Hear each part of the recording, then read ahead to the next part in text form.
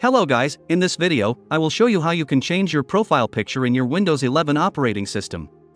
So let's get started. First of all, we have to click on the Start menu. This is my username. And this is the profile picture I am referring to, which we are going to change, right? Just click on it, and then click on the Change Account Settings option. After that, a window like this will appear in front of you. From here, you can take the photo.